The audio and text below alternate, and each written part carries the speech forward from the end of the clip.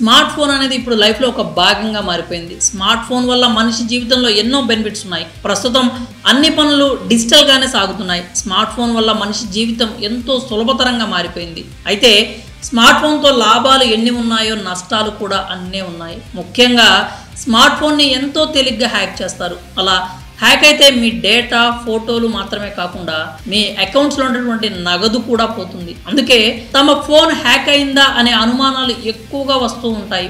అయితే హ్యాక్ అయిందని తెలుసుకునేందుకు కొన్ని మార్గాలు ఉన్నాయి. అయితే అసలు మీ ఫోన్ హ్యాక్ అయిందని ఎలా తెలుసుకోవాలో ఇప్పుడు చూద్దాం. సాధారణంగా మీ ఫోన్ హ్యాక్ అయిందేమో అనే అనుమానం వచ్చింది అంటే మీ ఫోన్ ఖచ్చితంగా అనుమానాస్పదంగా ప్రవర్తిస్తూ ఉండాలి.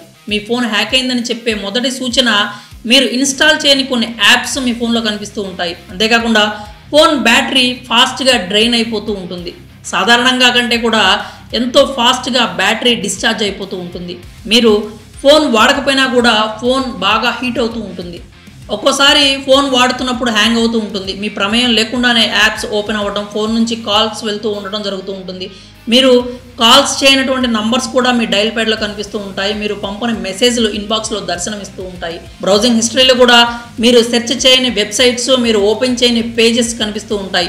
మీకు సంబంధం లేకుండానే స్క్రీన్ లాక్, యాంటీవైరస్ వంటివి డిజేబుల్ అవుతూ ఉంటాయి. ఈ లక్షణాలను బట్టి మీ ఫోన్ హ్యాక్ అయిందని చెప్పొచ్చు. అయితే ఫోన్ హ్యాక్ అయిందని తెలిసిన తర్వాత ఏం చేయాలి? మీ ఫోన్ హ్యాక్ అయిందని అనుమానం వస్తే ముందుగా మొబైల్ డేటా, వైఫై కనెక్షన్ ఆపేయండి. అలా చేయడం వల్ల మీ ఫోన్ మీద హ్యాకర్కి ఉండేటువంటి పట్టు అనేది తగ్గుతుంది. మీ ఫోన్ నుంచి ఏమైనా ట్రాన్సాక్షన్స్ చేయాలంటే ఆటంకం ఏర్పడుతుంది. అంతేకాకుండా మీ కాంటాక్ట్స్లోనే అందరికీ కూడా ఈ విషయాన్ని తెలియజేయాలి. మీ నంబర్ నుంచి ఏమైనా లింక్స్ కానీ లేకపోతే యూఆర్ఎల్స్ కానీ వస్తే వాటిని అస్సలు ఓపెన్ చేయకండి అని వారిని ఒకసారి హెచ్చరించాలి.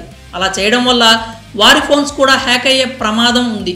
మీ ఫోన్లో ఉన్న అనుమానాస్పద, మీరు డౌన్లోడ్ చేయని యాప్స్ ఏమైనా ఉంటే వాటిని వెంటనే డిలీట్ చేయాలి. ఫోన్లో ఉన్నటువంటి యాంటీవైరస్ని రన్ చేయాలి. మంచి యాంటీవైరస్ లేకపోతే ట్రస్టెడ్ పోర్టల్ నుంచి ఒక మంచి యాంటీవైరస్ని డౌన్లోడ్ చేసుకోవాలి. ఆ తర్వాత మాల్వేర్ ఏమైనా ఉందా అని సెర్చ్ చేసుకోవాలి. అంతేకాకుండా ఏపీకే ఫైల్స్ని డౌన్లోడ్ చేయడం కూడా మానుకోవాలి. వాటి వల్ల కూడా మాల్వేర్ వచ్చే ప్రమాదం అయితే ఉంటుంది.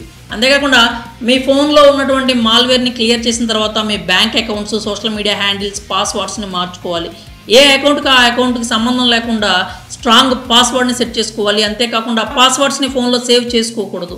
ఇలా మీ ఫోన్ హ్యాక్ అయిందా, అయ్యాక ఏం చేయాలనే విషయాన్ని మీ ఫ్రెండ్స్ అండ్ ఫ్యామిలీతో కూడా షేర్ చేసుకొని వారిని కూడా ఒకసారి అలర్ట్ చేయండి.